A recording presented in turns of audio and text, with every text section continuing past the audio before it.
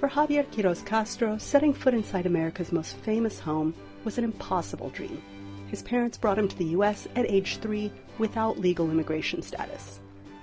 But on Tuesday, he was at the White House, a world away from the Houston hospital where he works as a nurse.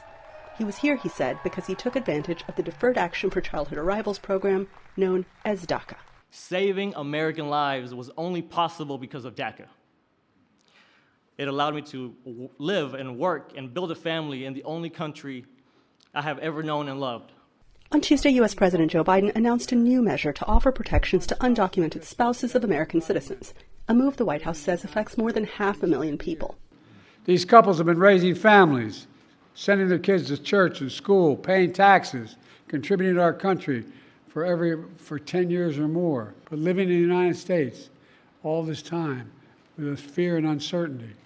We can fix that, and that's what I'm going to do today. But immigration is a sensitive topic this election year, and over the past 20 years, crossings have been high at the U.S. southern border. Republican presidential candidate Donald Trump has accused Biden of what he calls a migrant invasion. Trump blames immigrants for a number of ills, including crime, inflation, and even disease and terrorism, but often without clear evidence and sometimes in the face of facts. An estimated 50% of inflation has been caused by the soaring cost of housing, which is skyrocketing due to Joe Biden's tidal wave of illegal immigration and high interest rates.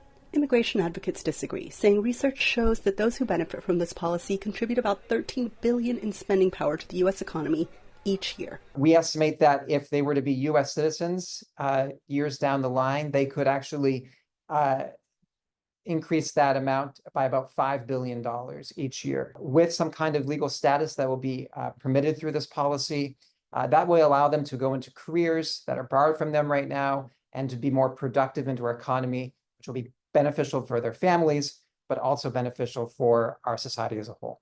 Rebecca Shee, executive director of the American Business Immigration Coalition, says her mother had been undocumented for nearly 2 decades. She was a doctor in China, but for 19 years, undocumented here. She worked in Chinese restaurants, she worked in nursing homes, caring for elderly and emptying bedpans, and wasn't able to practice her profession.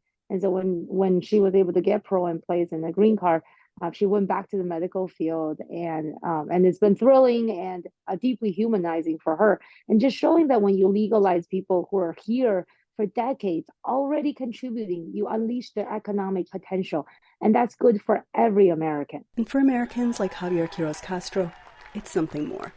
A warm embrace from the country he calls home. Anita Powell, VOA News, the White House.